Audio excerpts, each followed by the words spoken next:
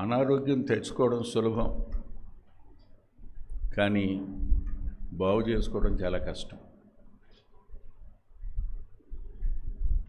రోగాన్ని అంటించుకోవడం సులువు, రోగాన్ని వదిలించుకోవడం చాలా కష్టం. విశ్వాసి అయిన వ్యక్తి ఏ రీతిగా పాపంలో చిక్కుపడతాడో, అది పాపమని కూడా గుర్తించలేనంతటి ఆత్మ సంబంధమైన గుడితనంలోనికి పోతాడో మనం చెప్పుకుంటూ వచ్చినప్పుడు పరిష్కారం గురించి మాట్లాడుతుండగా దేవుని భయం అనేది వీటికి పరిష్కారం అని చెప్పుకున్నాం. దేవునికి భయం, దేవుని ఎందలి భయం, గాడ్లీ ఫియర్ అంటారు, దీని రెవరెన్షియల్ ఫియర్ అని కూడా అంటారు. అది గత వారంలో కూడా చెప్పాను. భయము నుండి పాపం చేయొద్దు అని చెప్పిన దావీదు వాస్తవానికి తాను తప్పు చేసి ఎన్ని సంవత్సరాలు అయింది, పశ్చాత్తాపడ్డాడు, ప్రభు క్షమించాడు. ఎవరినన్నా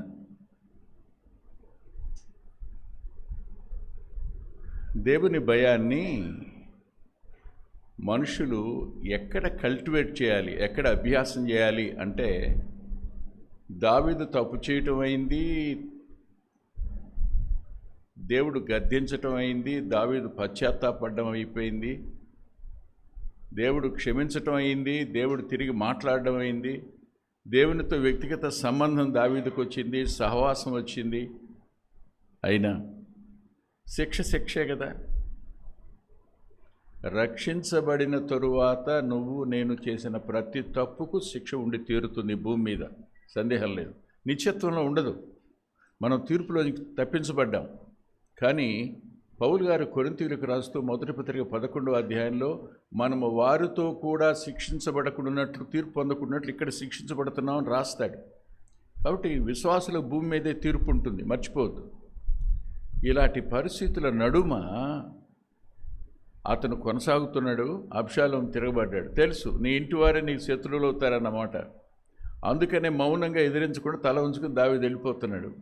వెళ్ళిపోయేటప్పుడు జరిగి ఎంతకాలం అయింది? శిక్ష వచ్చి కొంచెం అమ్నోను, తామారు, అమ్నోను మరణం, అబ్షాలోము పారిపోవడం, ఇవన్నిటి తరువాత జరిగింది ఇది. Much time is there. అయితే ఇప్పుడు దావీదు అంతఃపురాన్ని విడిచిపెట్టి తన పరివారంతో రోడ్డు మీద వెళ్తున్నప్పుడు అతనికి కనిపించిన దృశ్యం 3వ కీర్తన. దుఃఖపడ్డాడు. అందుకని ఆఖరిలో సెలా అని రాసి ఆపేశాడు. సెలా అంటే ఆగండి, ఆలోచించండి, ముందుకు సాగండి అని. ముందుకు సాగడానికి ఇంకేముంది అక్కడ? ఆ తరువాత ఎంతకాలానికి 4వ కీర్తన రాశాడో లేదు, రాయలేదు, రాశాడు. అప్పుడు అన్నాడు, భయం నుండి పాపం చేయకండి అని. నేను వెళుతుంది చాస్టైజ్మెంట్ గుండా, కానీ మీరు నా మీద నిందలు మోపుతుంది మాత్రం పాపమని. నేను వెళుతుంది దేవుని శిక్షకు తల వంచి, మీరు నా మీద వేస్తున్నారు. జాగ్రత్త సుమా, పాపం చేసిన వాళ్ళు అవుతారు అని హెచ్చరించాడు. అది గత వారంలో చూసాం. తిరిగి పాపంలో నుండి బయటికి రావడానికి ఏ వ్యక్తి ఇష్టపడితే, పశ్చాత్తాపడితే తిరిగి దేవుడు తన దేవుని భయాన్ని వాక్యం ద్వారా మనం పొందే అవకాశం ఉంది అని గత వారంలో చూసాం. ఇప్పుడు 2వ పరిష్కారం దగ్గరికి వద్దాం. దేవుడు రక్షించబడినా లేదా రక్షించబడకపోయినా ప్రతి మానవునికి ఇచ్చిన ఒక అద్భుతమైన వరం ఏమిటయ్యా అంటే మనస్సాక్షి. Conscience is a wonderful gift given by God to everybody. మనస్సాక్షి అనేది ఉందే, అద్భుతమైంది.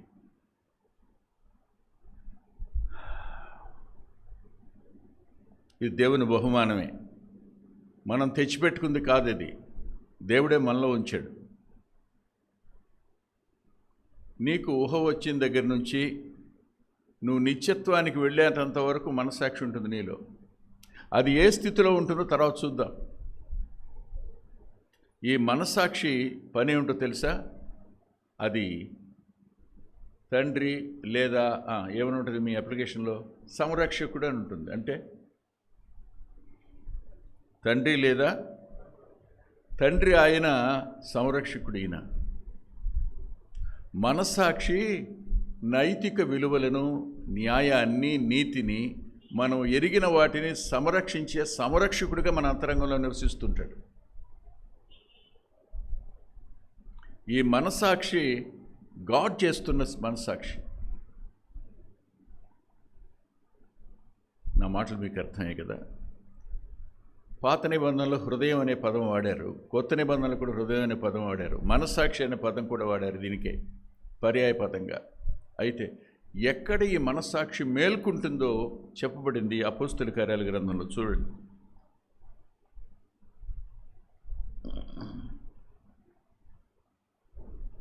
రెండవ అధ్యాయం 37వ వచనం. వారు ఈ మాట విని హృదయములో నొచ్చుకొని, సహోదరులారా మేమేమి చేతుమని పేతురును కడమ అపోస్తలులను అడగ్గా. ఏం జరిగింది? Wonderful sermon. ఎవరు? కృపనొందిన పేతురు గారు నిలిచి ప్రసంగం చేస్తున్నాడు. ఆయన నా గొర్రెల్ని మేపు, నా గొర్రెల్ని కాయి, నా గొర్రె పిల్లల్ని మేపు అన్నాడు కదా ఆయన. ఇప్పుడు తన వారిగా పిలువబడుతున్న ఇశ్రాయేలు ఎదుట ఆ పెంతెకోస్తు దినాలు లేచినరోడు ప్రసంగం చేస్తున్నాడు. ప్రసంగం చేస్తూ ఉండగా 3,000 మంది రక్షించబడ్డారు. విచిత్రం ఏమిటంటే అదే టైంలో వాక్యం విన్నవారు ఏమన్నారంటే, అయ్యా మమ్మల్ని ఏం చేయమంటావు? మేమేం చేయాలి? మాలో ఆయనకు విరోధంగా చేసిన మాట వాస్తవం, కేకలు వేసిన మాట వాస్తవం, సిలువేమనికి అరిసిన మాట వాస్తవం, ఆయన్ని మేము బాధ పెట్టిన మాట వాస్తవమే. ఇవన్నీ మా జీవితంలో కూడా ఉన్నాయి. మేము దేవుని మాటకు లోబడలేదు, మా ఇష్టానుసారంగా మేము జీవించాం, మమ్మల్ని ఏం చేయమంటావు అన్నారు. ఎప్పుడు అన్నారు? పైన రాసి ఉంటుంది, హృదయములో పొడవబడి అని. కింద పుట్టినోడు చదవండి. నొచ్చుకొని అనే పదం, పొడవబడి. ఎవరి మనస్సాక్షి వాక్యం చేత సంధించబడుతుందో అది తిరిగి జీవాన్ని పోసుకుంటుంది, జీవాన్ని పోసుకుంటుంది, బతుకుతుంది. బ్రతికినప్పుడు మన జీవితం అంతా మన కళ్ళ ముందుకు తెస్తుంది. నువ్వు ఈ పని చేసావు, ఈ పని చేసావు, ఈ పని చేసావు, ఈ పని చేసావు అని. సరిగ్గా అక్కడ తిరిగి జన్మించిన అనుభవం దగ్గర ఏం జరుగుతుందో హెబ్రీ పత్రికలో రాశాడు. రండి, హెబ్రీ పత్రిక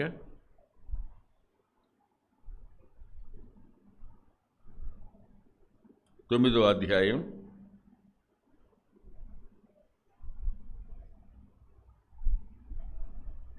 14వ వచనం.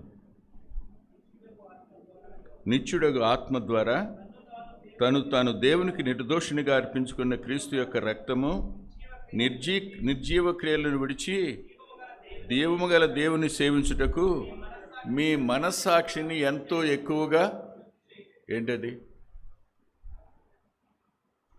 పొడవబడిన మనస్సాక్షి మేల్కొంది. మేల్కోగానే మనిషి, అయ్యా ఏం చేయాలి, మా వల్ల మాకేం అర్థం కావట్లేదు చెప్పు అన్నారు. మీరు పాపాల విషయం పశ్చాత్తాపడండి అయ్యా, ఆ తర్వాత ప్రభువునందు విశ్వాసం ఉంచండి, మారు మనసు పొందండి, తర్వాత బాప్తిసం తీసుకోండి అని చెప్పాడు పేతురు గారు. అయితే ఎప్పుడు పశ్చాత్తాపడడం జరిగిందో, విశ్వాసం ఉంచడం జరిగింది, అప్పుడు ఏం జరిగింది? ఆయన రక్తం మనస్సాక్షిని కూడా శుద్ధి చేసింది. మనస్సాక్షి తిరిగి దోషారోపణ చేయదిక. జ్ఞాపకం పెట్టుకోండి, తిరిగి జన్మించిన వ్యక్తి యొక్క అంతరంగంలో ఉండే మనస్సాక్షి ఆయన రక్తం చేత శుద్ధి చేయబడిన తరువాత మరల తిరిగి దోషారోపణ చేయదు. దోషారోపణ చేసేది ఎవరు అంటే చెవి దగ్గర అపవాదే. అది మనసాక్షి స్వరం అనుకుని మనం భయపడతాం కూడాను. కానీ మన చెవి దగ్గర నువ్వు ఆ తప్పు చేసావు, ఈ తప్పు చేసావని రక్షించబడి క్షమించబడిన తరువాత గత పాపాలని జ్ఞాపకం చేసేది మనస్సాక్షి కాదు, అపవాది మాత్రమే. గుర్తుపెట్టుకోండి, మోసపోకండి. ఇక్కడ ఆరంభమైనటువంటి ఈ మనస్సాక్షి ఎక్కడి వరకు వస్తాడైనా అని అంటే రోమపత్రి దగ్గరికి రండి.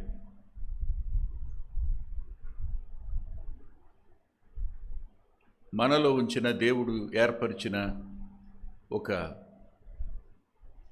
వరం, ఒక విషయం, ఒక స్వరం. రోమా 2వ అధ్యాయం 15వ వచనం. అట్టి వారి మనస్సాక్షి కూడా సాక్ష్యమించుచుండగాను వారి తలంపులు ఒకదాని మీద ఒకటి తప్పు మోపుచు లేక తప్పు లేదని చెప్పుచూ ఉండగాను. ఎక్కడ? తీర్పు దగ్గర. ఇక్కడ స్టార్ట్ అయినటువంటి ఈ మనస్సాక్షి ఎక్కడి వరకు మనతో ఉంటుంది? Before the judgement seat of Christ. ధర్మశాస్త్ర సంబంధమైన యూదులు కానీ, ధర్మశాస్త్రం ఎరుగిన అన్యులు కానీ, అంటే క్రీస్తు రక్తం దగ్గరికి రాలేదు ఇంకా వీళ్ళు. అక్కడ క్వశ్చన్ ఏంటంటే, బానుందయ్యా, యేసు ప్రభు మానవులందరి కోసం తన రక్తం చిందించాడని మీరు ఇప్పుడు చెప్తున్నారు. ఆయన మరణ పునరుద్ధానాలు ఒక వ్యక్తిని నీతిమంతునిగా తీరుస్తాయని చెప్తున్నారు. తిరిగి జన్మించిన వాడు తీర్పులో నుంచి మరణంలోకి దాటిపోతాడని చెప్తున్నారు. అసలు సువార్త వినని వాళ్ళ సంగతి ఏమిటి అని అడిగారు అన్నమాట.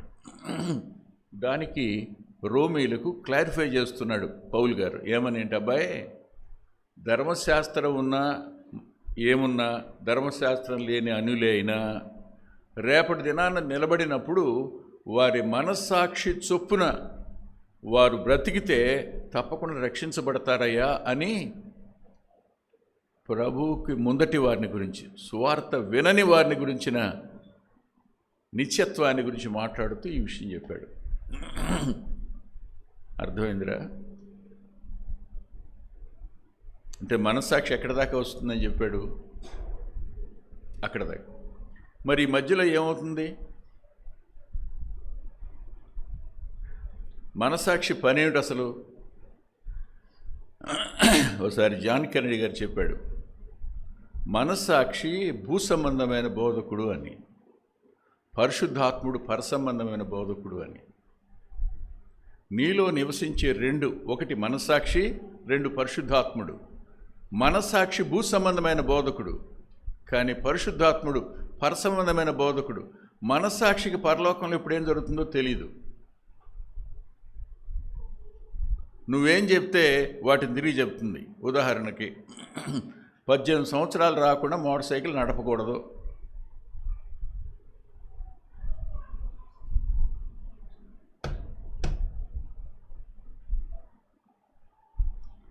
సరే, ఇక్కడ 18 సంవత్సరాలు రాకుండా మోటార్ సైకిల్ నడుపుతున్న పిల్లలు ఎంతమంది ఉన్నారు? చేతులు ఎత్తండి. 18 సంవత్సరాలు రాకుండా మోటార్ సైకిల్ నడుపుతున్న పిల్లలు, మోటార్ సైకిల్ అంటే అది టీవీఎస్ఏ కానీ స్కూటరే కానీ ఏదైనా ఎంతమంది ఉన్నారు ఇక్కడ? ఎవరు ఎత్తట్లు, అందరూ బుద్ధిమంతులేనా? మీ మనస్సాక్షి మీ దోషారోపణ చేయట్లేదా? అమ్మా ఫోన్లు 4 ఎత్తారండి, థ్యాంక్ యూ. 5 ఆడపిల్ల అసలెత్తల. నేను చూస్తాను, వాళ్ళు ఎవరో కూడా నాకు తెలుసు.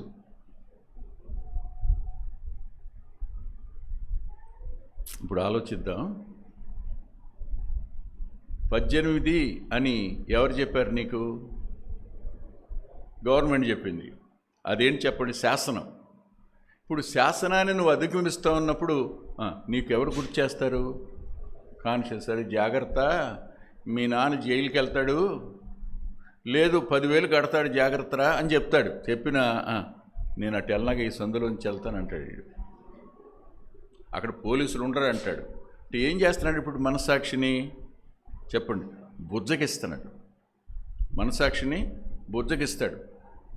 ఈ బుజ్జగించే ప్రక్రియలో మనిషి అద్భుతంగా ఆరితేరినాడు. ఈ బుజ్జగించే ప్రక్రియ ఇక్కడ ఆపుతాను. మనస్సాక్షి తనకు తెలిసిన సంగతి మనం ఏదైతే ఫీడ్ చేస్తామో దాన్ని మాత్రమే తిరిగి మనకు చెబుతున్నంతకు మించి ఇంకేం చేయదు అని చెప్తూ జాన్ కెనడీ గారే ఒక ఉదాహరణ చెప్పాడు. పంజాబ్ పాకిస్తాన్ బోర్డర్లో ఉంటుంది. ఎవడో కుర్రాడు నిద్రపోతున్నాడంట మంచం మీద ఇండియాలో. వీడిని 4 కుర్రాళ్ళు కలిసి నిద్రపోతున్నాడని తీసుకెళ్ళిపోయి పాకిస్తాన్ బోర్డర్ దాటి ఆ రోడ్డు అవతల పెట్టేసి వచ్చారంట, ఆరు బయట. ఆడు తెల్లారింది, మెలకు చూస్తే అంతా కొత్తగా ఉంది. ఎప్పుడు మనం చూసిన ప్రదేశం కాదు అది. ఏం చేయాలో అర్థం కాల. లేచి ఎక్కడున్నానబ్బా నేను అని ఎత్తుకుంటూ నడుస్తున్నాడు రోడ్డు మీద. ఇలాగ పోలీసు వచ్చి పట్టుకున్నాడు. పట్టుకుని, ఏంటి బాబు రోడ్డు మీద నువ్వు రాంగ్ రూట్లో నడుస్తున్నావు ఏంటి అన్నాడు. రాంగ్ రూట్ ఏంటి? రైట్గా నడుస్తున్నాను నేను అన్నాడు. రైట్గా నడవటం ఏంటి? నువ్వు ఇటు పక్క నడవాలి. అవును, ఎడం పక్కనే నడవాలి. నువ్వు భారతీయుడువా అన్నాడు. అన్నాడు. తెలివి తక్కువవాడా? పాకిస్తాన్లో కుడివైపు నడవాలరా అన్నాడు. అయితే ఆ సంగతి నాకు తెలియదు అన్నాడంట. అది మనస్సాక్షి. ఎంత అద్భుతమైన ఉదాహరణ చెప్పాడు జానకి రెడ్డి గారు. ఏం తెలిసిందో అది మాత్రమే చెబుతుంది మనస్సాక్షి. తెలియని సంగతులు చెప్పలేదు. తెలిసిన సంగతులు మనకు తిరిగి చెప్పగలిగిన ఒక వ్యక్తి ఉండడం అనేది ఎంత అద్భుతం. అరే నాన్న భోంచేసావా, స్నానం చేయకరా అని అంటారు. ఎందుకు? జీర్ణ ప్రక్రియ దెబ్బతింటదని. ఎవరు చెప్తారు ఈ మాటలు? తాతయ్య ఉంటే తాతయ్య చెప్పేవాడు, నానుంటే నాన్న చెప్పేవాడు. ఇప్పుడు ఎవరు లేరు, ఎవరు చెప్పరు. కానీ ఇప్పుడు ఎవరు చెప్తారు? మనం అవకాశం ఇస్తే మనస్సాక్షి చెప్తాడు, నో నో నో నో స్నానం చేయకరా నాయన, జీర్ణ ప్రక్రియ దెబ్బతింటది, లోపల నేను ఏమవుతాయి, కాస్త మందగిస్తాయని చెప్పు. అంటే మనం ఏదైతే చెప్తామో దాన్ని తిరిగి చెప్పి కాలు జారకుండా పక్కకు అడుగు పడకుండా కాపాడుతూ నడిపించేటువంటి మెలనైన స్వరం మనస్సాక్షి దేవుడే అనుగ్రహించాడు.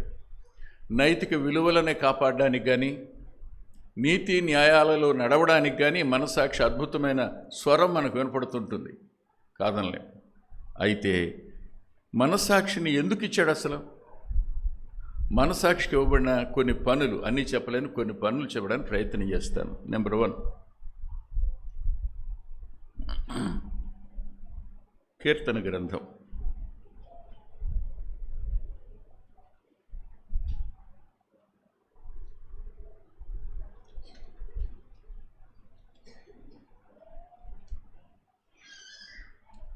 నలభై 49వ కీర్తన.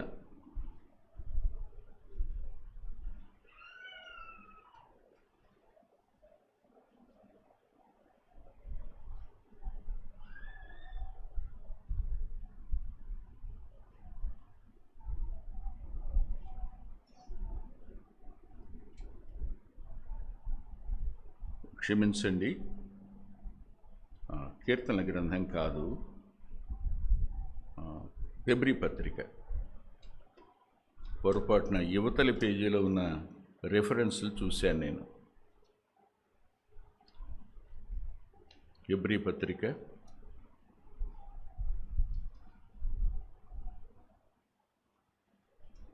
1వ అధ్యాయం 10వ అధ్యాయం. ప్రభా సాయిపడు. 10:22.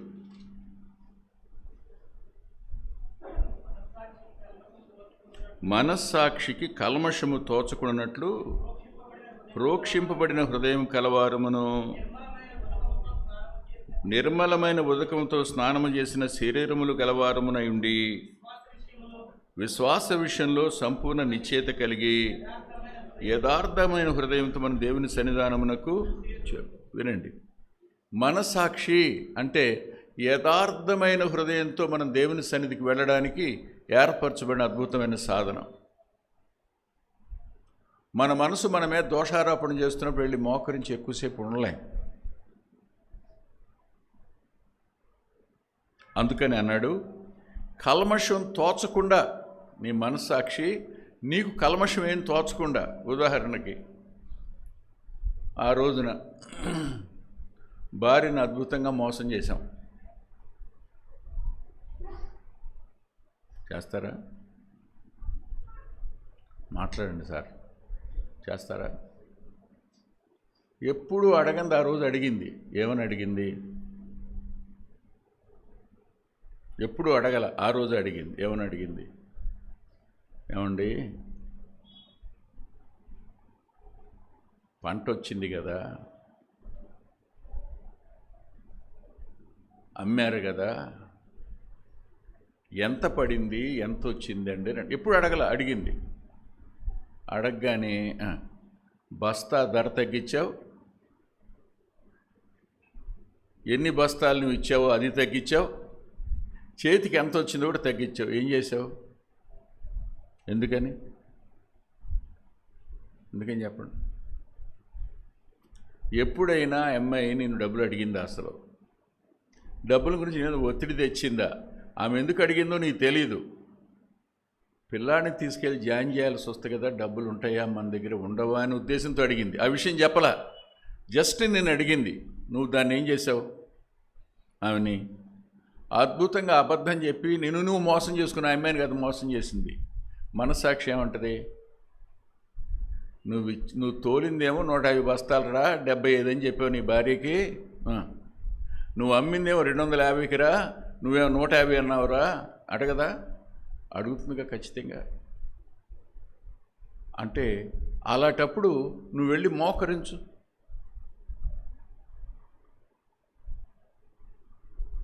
చాలామందికి అని అలవాటు ఉంటుంది. దేవుని దగ్గర అది ఎలా ముడియాదప్ప, కుదరదు. అది అంత సులువుగా తీసుకుని దేవుని సన్నిధికి వెళ్ళిపోయి ఆయన నా మాట వింటాడు, ఏం పర్వాలేదు అనుకోకండి. మనస్సాక్షి దోషారోపణ చేయకపోయినప్పుడు, మనస్సాక్షి నిర్మలంగా ఉన్నప్పుడు, మనస్సాక్షి పవిత్రంగా ఉన్నప్పుడు దేవుని సన్నిధి నీవు ధారాళంగా అనిపిస్తావు. అందుకనే మనస్సాక్షి అనేది నిర్మలంగా పవిత్రంగా ఉండడం మనం చేసుకోవాల్సిన పని. నెంబర్ 1 దేవుని సన్నిధికి వెళ్ళడానికి. నెంబర్ 2 చూడండి, యోహాను రాసిన మొదటి పత్రిక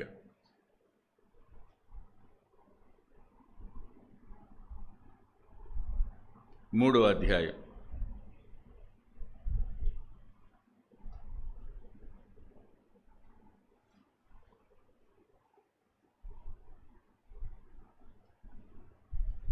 19 నుంచి 21 వరకు, 23, 22 కూడా చదువుకోవచ్చు. అందరం చదువుదాం. యోహాను రాసిన మొదటి పత్రిక 3వ అధ్యాయం 19 నుంచి. ఇందువలన మనము సత్య సంబంధులమని ఎరుగుదుము, దేవుడు మన హృదయం కంటే అధికుడై సమస్తమును ఎరిగి ఉన్నాడు గనుక మన హృదయము ఏ విషయంలో మన యందు దోషారోపణ చేయనో ఆయా విషయంలో ఆయన ఎదుట మన హృదయములను సమ్మతిపరుచుకుందుము. ప్రియులారా, మన హృదయము మన యందు దోషారోపణ చేయనేడల దేవుని ఎదుట ధైర్యము గలవారమగుదుము. మరియు మనం ఆయన ఆజ్ఞలను గైకొనుచు ఆయన దృష్టికి ఇష్టమైనది చేయుచున్నాము గనుక మనమేమి అడిగినను దేవుని సన్నిధికి మనస్సాక్షికి, ప్రార్థన జవాబుకు మనస్సాక్షికి దెర్ ఇస్ అన్ ఇంటర్లింక్.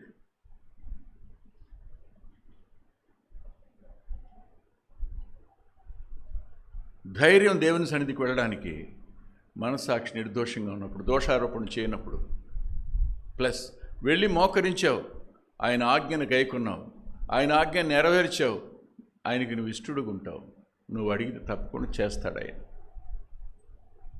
1 దేవుని సన్నిధికి వెళ్ళడానికి, 2 ధైర్యంగా వెళ్ళడానికి, 3 అడిగింది పొందడానికి మనస్సాక్షిని కాపాడుకోవలసిన బాధ్యత విశ్వాసది.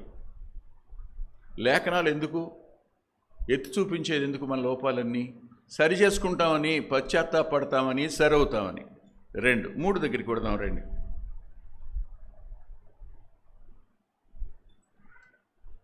తిమోతికి రాసిన మొదటి పత్రిక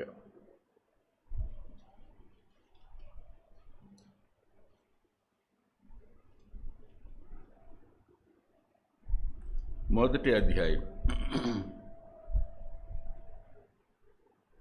5వ వచనం.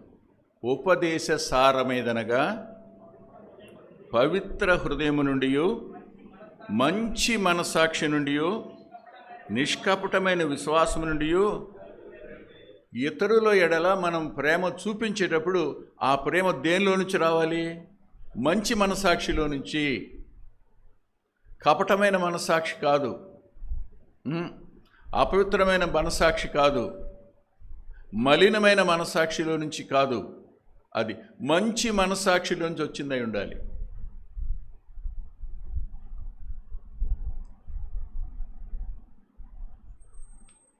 పండక్కి ఆడబడుచు ఇంటికి వస్తుంది.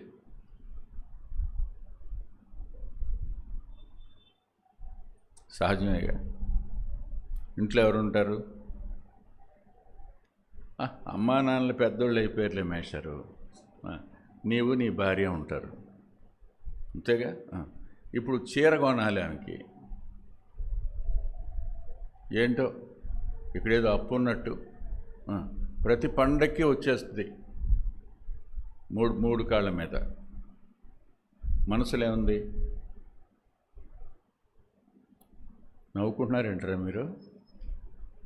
మీ పక్షంగా మాట్లాడుతున్నా అనుకున్నారేంటి? కాదు. ఆయనతో అనవు. ఆయన అంటాడు నేను తెస్తానులే అంటాడు. నువ్వు అంటావు వద్దు నీకెందుకులే కష్టం, నీకు అసలు ఏం తెలుసు అని ఏది తెస్తావు, నాకు తెలుసులే నేను వెళ్తానంటావు. ఎందుకంటావు? మనసాక్షేమో ఆ అమ్మాయి మీద నీకు సరైన అభిప్రాయం లేనిదిగా ఉంది. 2 ఎక్కువ పెట్టేస్తాడేమో, తక్కువలో పంపించేద్దాం నీ ఆలోచన ఉంది. మరి ఇప్పుడు నువ్వు ఇచ్చేటువంటి చీర ప్రేమతోనేనా? ఆ ప్రేమ పరలోకం అంగీకరిస్తుందా? That's what I am asking. నువ్వు ఇచ్చేది కానీ చేసేది కానీ ప్రేమతోనే చేస్తున్నాను అనుకుంటున్నావు కానీ వాట్ అబౌట్ యువర్ కాన్షియస్? అది మంచిదేనా? If not so we are accountable to God. మనం దేవునికి లెక్కప్ చెప్పాలి. మనస్సాక్షిని మనం పాడు చేసుకుంటాం, మనస్సాక్షిని మనం వాత వేసుకుంటాం, మనస్సాక్షిని చచ్చిపోయేటట్టు చేసుకుంటాం, మనస్సాక్షి నోరు మూసేస్తాం. ఒకే పని ఒకే తప్పు మళ్ళీ మళ్ళీ మళ్ళీ చేసిన తర్వాత ఇక మాట్లాడదు, మనస్సాక్షి ఊరుకుంటుంది అంతే.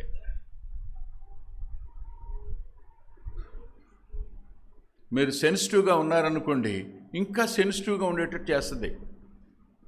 చూడు, నువ్వు ఏజీకే స్కూల్ నుంచి రాంగ్ రోడ్లో వెళ్తున్నావు, అబ్బాయి వద్దు ఇటు తిరిగి వెళ్ళు అనగానే చాలా దూరం తిరిగి రావాలి పోనీ ఇటు వెళ్ళిపోతాం, ఎవరో ఎడుగా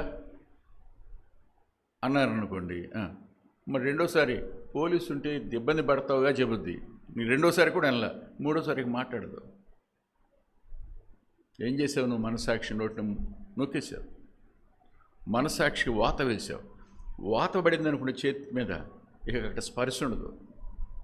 మనసాక్షి కూడా అంతే.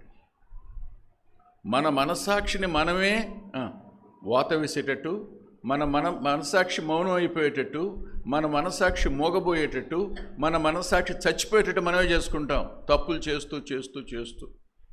ఒప్పుకున్నావా మళ్ళీ బతుకుతూనే ఉంటుంది. అది గుర్తుపెట్టుకోండి. నువ్వు 100 సార్లు ఒప్పుకో, 100 సార్లు బతుకుతుంది. మనసాక్షికున్న లక్షణం అది. నువ్వు 1,00,000 సార్లు ఒప్పుకో, 1,00,000 సార్లు తిరిగి మళ్ళీ రివైవ్ అవుతూనే ఉంటుంది. ఒప్పుకోలేని తత్వం కఠినత్వం, హృదయ కాఠిన్యం, మనసాక్షిని కఠినంగా మార్చేసుకోవడం మనం చేస్తుంటాం. ఇదే మాట నేను మళ్ళా మీకు చూపిస్తాను, రండి దయచేసి. మనం మంచి మనసాక్షిని కొనసాగించుకోవలసిన వాళ్ళంగా ఉన్నాం. కానీ జరిగేది ఏమిటి?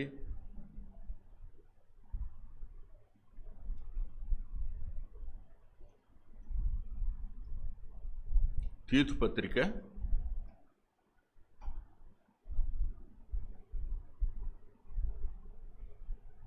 1వ అధ్యాయం 15వ వచనం చూడండి. తీతు పత్రిక 1వ అధ్యాయం 15వ వచనం. పవిత్రులకు అన్నీయు పవిత్రములే గాని అపవిత్రులకు అవిశ్వాసులకును ఏదియు పవిత్రమైంది కాదు. వారి మనసును వారి మనస్సాక్షియు అపవిత్రపరచబడి ఉన్నది. కింద దేవుని ఎరుగుదమని చెప్పుకుందురు గాని అసహ్యులను అవిధేయులను ప్రతి సత్కారం విషయుడు భ్రష్టులై ఉండి తమ క్రియల వలన దేవుని ఎరగము అన్నట్టుగా ఉన్నారు. అంటే మనసాక్షిని ఏం చేశారు వీళ్ళు? అపవిత్రపరుచుకున్నారు.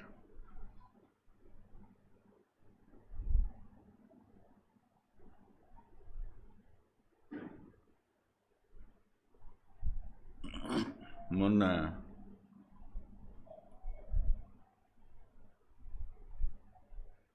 కమల ఉన్న హాస్పిటల్కి వెళ్ళాడు, డెంటల్ హాస్పిటల్కి.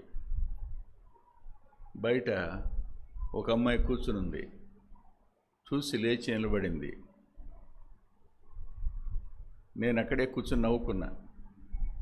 లోపలేమో నా చిన్న కూతురు ఉంది, బయటేమో నాకు తెలుసు, నాకు బాగా పరిచయం అమ్మాయి ఉంది.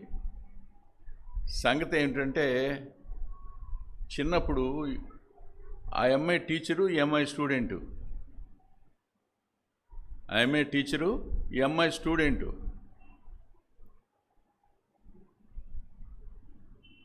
పరీక్ష జరుగుతుంది. ఈ అమ్మాయికి నేను తెలుసు, వాళ్ళ నాన్నగారు మన దగ్గరికి వస్తారు. ఆ అమ్మాయి ఏం చేసిందంటే వచ్చి, ఏంటి అక్కడ బిట్ వదిలిపెట్టేశావు, బీ పెట్టు దానికి అంది. బీ పెట్టు అంది. అంటే బిట్ బీ పెడితే ఒక మార్కు పడుద్ది. ఇవి అటు ఇటు తిరిగి మళ్ళీ వచ్చేటప్పటికి అమ్మాయి కొట్టేసింది దాన్ని. ఆ పిల్ల కోపం వచ్చి, ఏంటి కొట్టేసావు, బీ పెట్టకుండా ఎందుకు కొట్టేసావు నువ్వు అని అంటే, ఇలా పెట్టడం నాకు ఇష్టం ఉండదు, మా నాన్నకి ఇష్టం ఉండదు, నా దేవునికి కూడా ఇష్టం ఉండదు అందరు.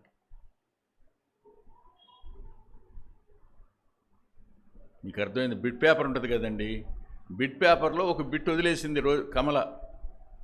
ఈమె టీచర్ కదా, ఇన్విజిలేట తిరుగుతా వచ్చి, ఏంటి వదిలేసావు, బీ పెట్టు అంది మెల్లగా.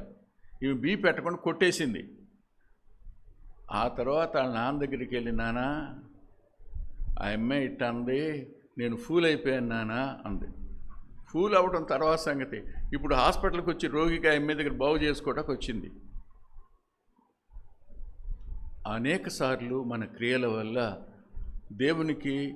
దేవుణ్ణి లోకానికి ఫూల్గా చూపిస్తాం మనం. అయినా తిరిగి ఆయన దగ్గరికి వెళితే బాగు చేయడానికి సమర్థుడైన. మన క్రియలు ఆయన ఎరగమన్నట్టుగా ఉంటాయి, మన మాటలు ఆయన ఎరగమన్నట్టుగా ఉంటాయి, మన సంబంధాలు ఎరగమన్నట్టుగా ఉంటాయి, మన మనస్సాక్షిని మనం అపవిత్రపరిచేసుకుంటాం. ఇంకొక మాట కూడా రాశాడు చూడండి.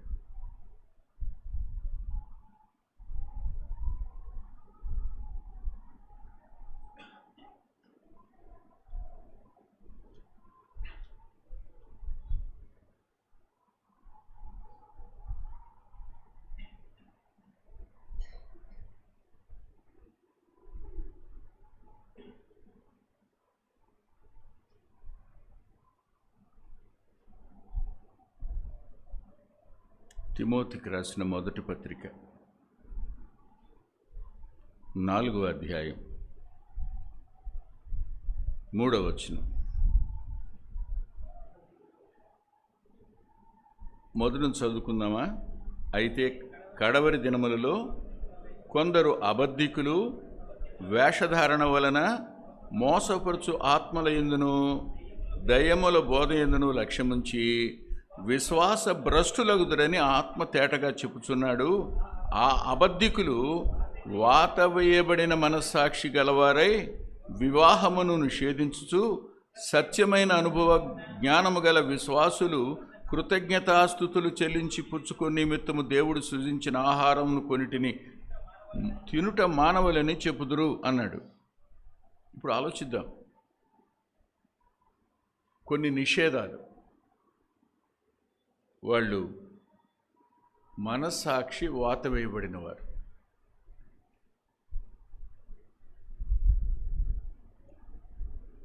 చాలాసార్లు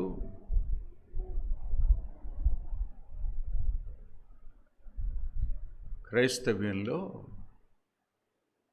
వివాహం అక్కర్లేదు, వివాహం లేకుండా బ్రతికేయచ్చు అనే బోధ ఆనాడు ఉంది. ఈనాడు అది సార్వత్రికంగా అందరి మనసుల్ని పాడు చేసింది. ఇప్పుడు ఉంది. చేసుకున్న వాళ్ళు ఏం బాగున్నారేంటి? ఎందుకు వచ్చింది తిప్పలు చెప్పండి. ఆడు చెప్పినట్టు మనం వింటమేంటి? ఎవరు చదువుకున్న ఆడపిల్లకాయలే. మగవాళ్ళు, ఒరే బాబు ఎందుకు వచ్చిందిరా గుదిబండను తగిలించుకోవటం, వద్దులేరా మనకి. ఏం చేస్తున్నారు? ఎక్కడ విన్నారు ఈ బోధ? లోకంలోదేగా. ఇది దేవుని చిత్తానికి విరోధం కదా. రేర్ ఆఫ్ ద రేరెస్ట్ అలాంటి వాళ్ళు ఉన్నారు, వారు చేసుకోకుండా ఉండగలరు. కానీ నీవు నేను సామాన్యులు. నాకు అనిపిస్తుంది అసలు పెళ్లి చేసుకోకుండా ఉండి తిప్పలు ఉండే కాదు కదా అని. పెళ్లి చేసుకోకపోతే ఎన్నిసార్లు పళ్ళు రాలిపోయి ఆలోచిస్తే అప్పుడు బుద్ధి వస్తుంది. ఏ వ్యక్తి స్థితప్రజ్ఞుడు కాడు. దేవుని కృప చొప్పున కాలు జారకుండా నిలబడ్డం మాత్రమే. అంతే. ఇంతవరకు పవిత్రంగా నిలబెట్టడానికి ఆయనే కారకుడు. వాతవేమైన మనస్సాక్షి కలిగి తప్పు చేస్తూనే ఆ తప్పుని సమర్థించుకోవడం, తప్పు అవుతుందని బాధపడడం కాదు, మనస్సాక్షిని చంపేసుకునే పరిస్థితి సమర్థనలోనే ఉంది. అపవిత్రపరుచుకుంటారు. మరి ఇప్పుడు ఆలోచిద్దాం, దీన్ని బ్రతికించుకోవడం ఎలా? దీన్ని ఏం చేద్దాం మనం? రండి.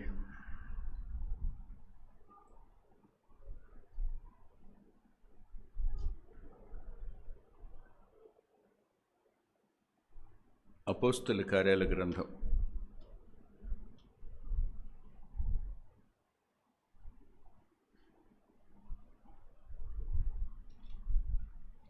23వ అధ్యాయం.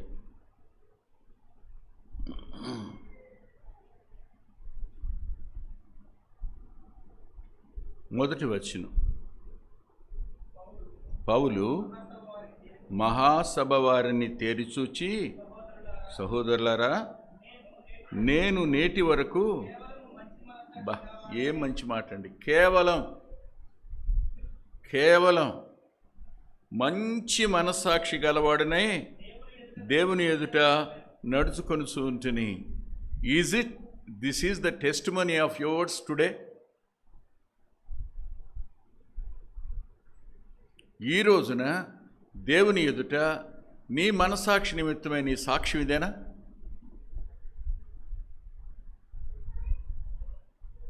అనేక విషయాల్లో మన మనస్సాక్షి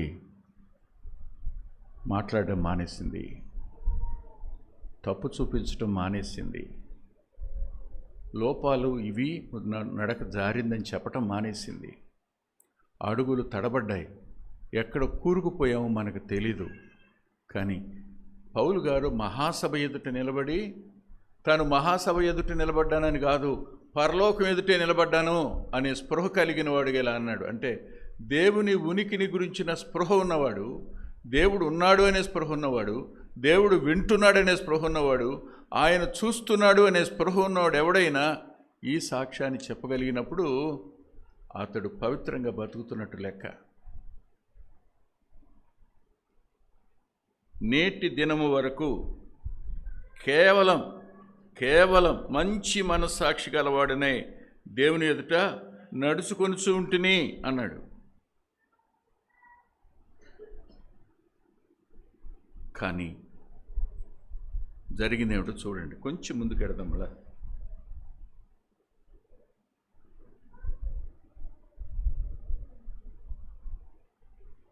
24వ అధ్యాయం 16వ వచనం. ఈ విధం ఏంటో 14వ వచనం చదివితే అర్థమవుతుంది. ధర్మశాస్త్రమందును ప్రవక్తల గ్రంథముల యందును వ్రాయబడినవన్నీ నమ్మి నీతిమంతులకును అనీతిమంతులకును పునరుద్ధానము కలగబోచున్నదని వీరు నిరీక్షించున్నట్లు నేనును దేవుని యందు నిరీక్షించి, వారు మతభేదమని పేరు పెట్టు ఈ మార్గము చొప్పున నా పితరుల దేవునిని సేవించుచున్నానని తమరి ఎదుట ఒప్పుకొనుచున్నాను. అంటే నేను ఇప్పుడు ఆచార ప్రకారంగా నా దేవుణ్ణి నేను సేవించటంలా, ఏ మార్గం ఆత్మతో సత్యంతో దేవుణ్ణి ఆరాధించడానికి నా దగ్గరికి తీసుకురాబడిందో దాన్ని అనుసరించటం ప్రారంభించాను నేను. ఇప్పుడు నేను ఇలా చేయటం, నేను అభ్యాసం చేస్తున్నాను దీన్ని బట్టి అంటూ ఇప్పుడు అన్నాడు. ఏమన్నాడు చూడండి. ఈ విధమున నేను దేవుని ఎడలను మనుషుల ఎడలను ఎల్లప్పుడూ నా మనసాక్షి నిర్దోషముగా ఉండినట్లు అభ్యాసం చేసుకొనిచున్నాను అన్నాడు. అంటే మనసాక్షి నిర్దోషంగా ఉండడం అనేది రెండు కోణాలు. ఒకటి towards God, towards human being. దేవుని ఎడల మనుషుల ఎడల మన మనస్సాక్షి.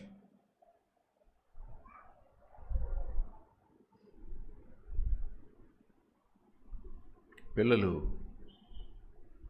ఆ రోజు అమ్మని బలి ఐస్ చేస్తారు, మామూలుగా ఐస్ చేయరు.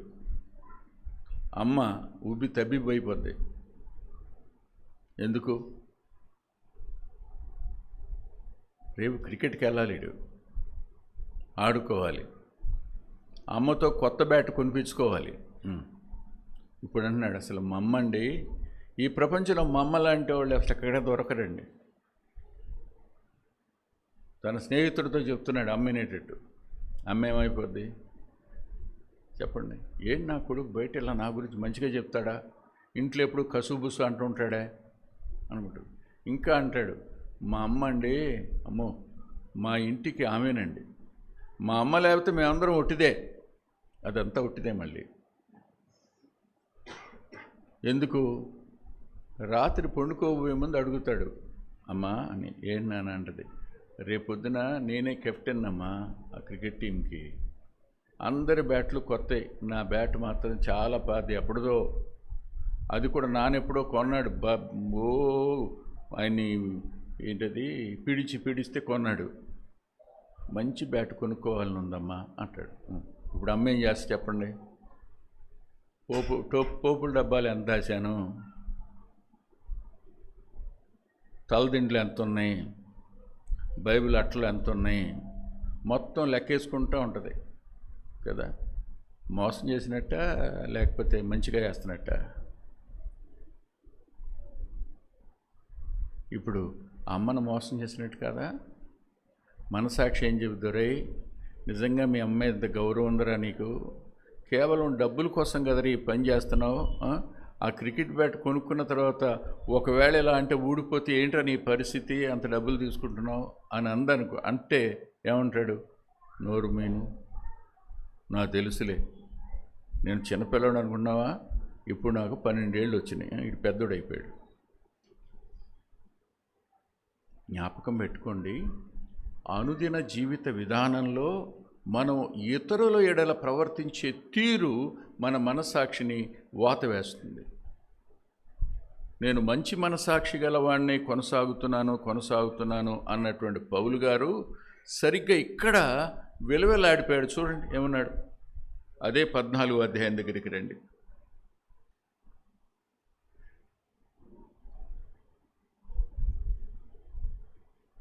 24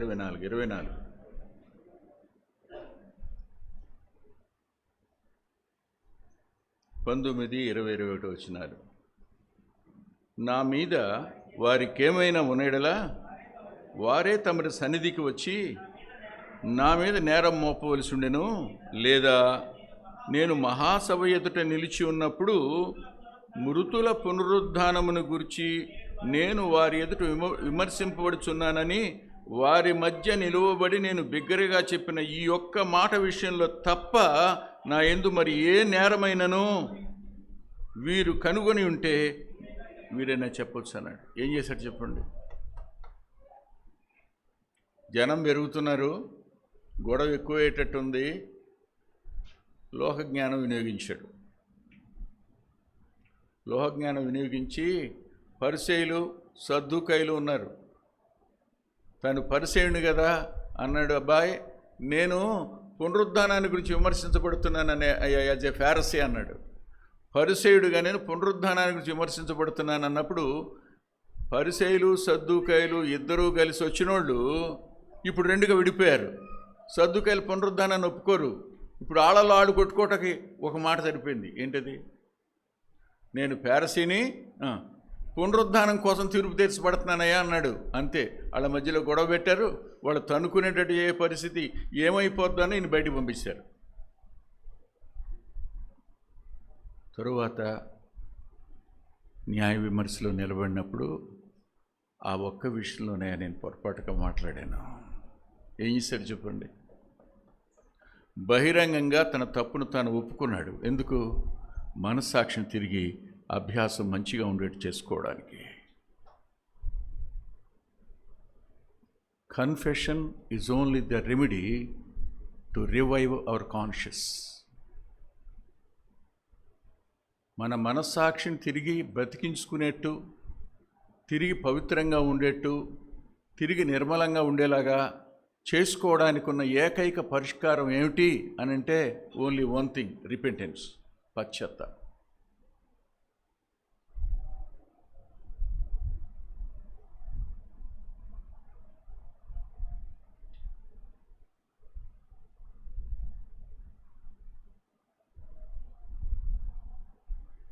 ఈ అభ్యాసం ఆగిపోయి చాలా కాలం అయిపోయింది. చాలామంది విషయంలో కష్టం అలాగే మిగిలింది. చాలామంది విషయంలో మనం తప్పు చేస్తూనే ఉన్నాం, పొరపాటు మాట్లాడుతూనే ఉన్నాం, బాధపడుతూనే ఉన్నాం, కఠినపరుచుకుంటూనే ఉన్నాం. కానీ వచ్చి బలలో మాత్రం పాలు పొందేస్తూనే ఉన్నాం.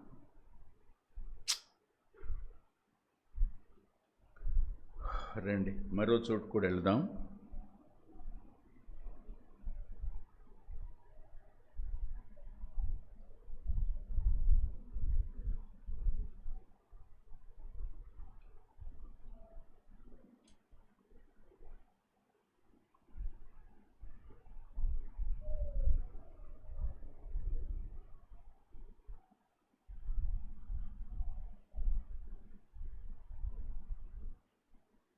హెబ్రీ పత్రిక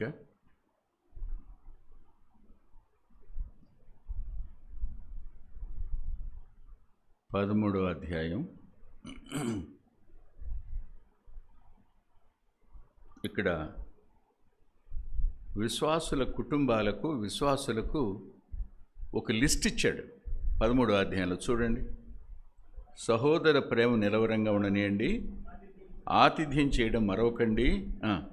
తరువాత మీరు కూడా బంధింపబడినట్టు వారి కోసం కష్టంలో అనిపించే వారికి జ్ఞాపకం చేసుకోండి, అంటే ప్రార్థించండి. పవిత్రంగా మీ బ్రతుకులు ఉంచండి, ధనాపేక్ష లేనివారై ఉండండి. అవునా?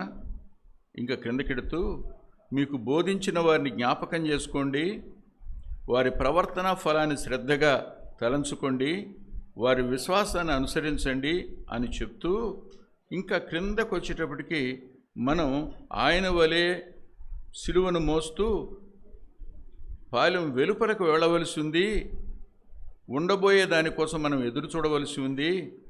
ఎల్లప్పుడూ స్తుతియాగం అర్పిస్తూ జిహ్వా ఫలానానికి ఇద్దాం, ఉపకారం ధర్మం చేయటం మర్చిపోకండి అని వరుసగా లెక్కలు చెప్పుకుంటూ వచ్చాడు.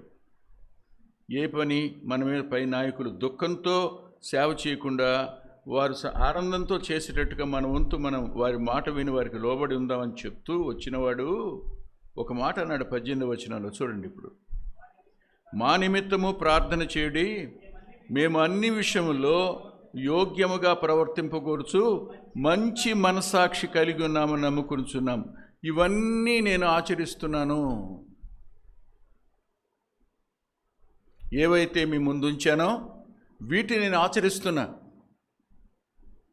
నా కోసం ప్రార్థన చేయండి అన్నీ ఆచరించడానికి. సంఘాన్ని అభ్యర్థిస్తున్న అభ్యర్థన ఇది. మనం పశ్చాత్తాపడాలి, ఇతరుల సాయాన్ని కూడా కోరాలి. మనసాక్షి విషయంలో మనకన్నీ తెలుసు అనుకోవడం ఒక అద్భుతమైన పొరపాటు. మనకి ఎంత తెలుసు?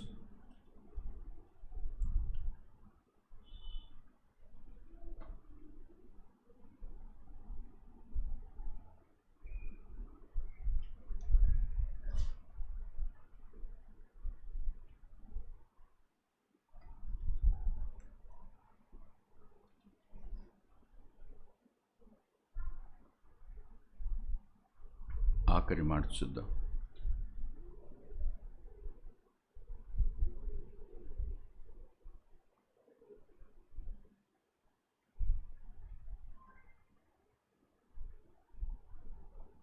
సామెతల గ్రంథం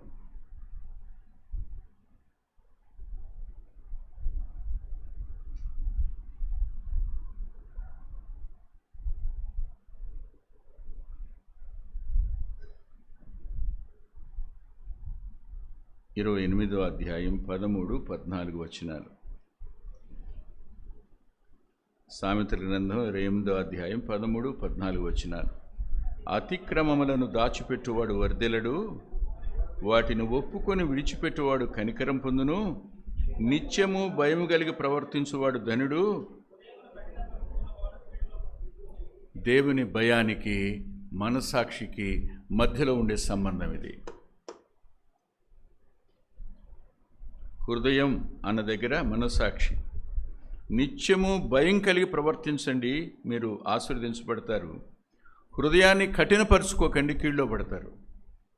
అది ధన్యత కీడా మన ప్రవర్తన అన్నది మనమే అభ్యాసం చేసుకోవాలి. ప్రభు భూమి మీదకి వచ్చింది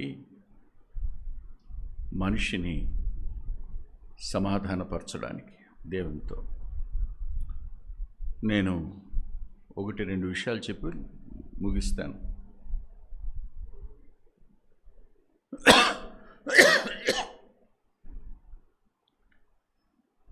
Canadian doctor William ఆస్లర్, ASLAR doctor ఆయన ఆ రోజు ఉపవాసం ఇస్తున్నాడు. ఉపవాసం అంటే ప్రసంగం చేస్తున్నాడు. ఎవరికంటే యూనివర్సిటీ స్టూడెంట్స్కి చేస్తూ టాపిక్ ఏమిటంటే ఆల్కహాల్. మాట్లాడుతూ ఉండగా ఓ కుర్రాడు లేచి ఇలా అన్నాడు, ఏమండి కొంచెం పుచ్చుకుంటే చాలా సమర్థవంతంగా చేయగలుగుతాం సార్ అన్నాడు. ఏమన్నాడు? కొంచెం పుచ్చుకుంటే పని ఎలా చేస్తాం? సమర్థవంతంగా చేస్తాం సార్ అన్నాడు. అందుకైనా లేదు నాయనా, ఆ మనిషిని తక్కువ సిగ్గుపడేవాడిగా చేస్తుంది అది, అంతే అన్నాడు. అర్థమైంది నాకు మా మాట? అది తాగితే సమర్థవంతంగా పనిచేస్తాం అని అతనంటే, లేదు నాయనా, అతనిలో ఉన్న సిగ్గు తీసేసి అవమానకరంగా ప్రవర్తించడానికి ధైర్యాన్ని ఇస్తుంది అదే అని అర్థం. మనస్సాక్షిని వాత వేసుకుంటే జరిగేది ఇదే. అన్నీ వదిలిపెట్టేస్తాం. శిలువలో ఆయన చిందించిన రక్తం మనస్సాక్షిని శుద్ధి చేస్తుంది. ఆయన వాక్యోదకం శుద్ధి చేస్తుంది. ఆయన ఆత్మ పవిత్రపరుస్తుంది. ఆయన వాగ్దానాలు కూడా పవిత్రపరుస్తాయి. కానీ పశ్చాత్తాపానికి మనకి చాలా దూరం అయింది. మనం తప్పు చేసి మనల్ని మనం సమర్థించుకుంటాం. మనకంటే నీతిమంతుడు లేడు అన్నట్టుగా ప్రవర్తించడం, మన మనస్సాక్షిని మనమే నాశనం చేసుకోవడం, మన మనస్సాక్షిని మనమే నోరు మూసేసుకోవడం, మన మనస్సాక్షి మాట్లాడకుండా చేసి మన ఇష్టాన్ని మనం నెరవేర్చుకుంటున్న వాత వేయబడిన మనస్సాక్షి స్థితిలోకి మనం వెళితే ఇంక ఏ తప్పు నీలో కనపడదు, ఏ లోపం నీలో ఉన్నట్టు నీకు తెలియదు. ఉన్న వాటిని సమర్థించుకుంటూ వెళ్ళిపోతావు. కానీ రేపు నిత్యత్వం దగ్గరికి వెళ్ళకముందే భూమి మీదే దీనికి సంబంధించిన సమస్తాన్ని మనం అనుభవించవలసి వస్తుంది. భయంతో, పశ్చాత్తాపంతో బలలో పాల్గొందాం. ప్రార్థన చేసుకుందాం.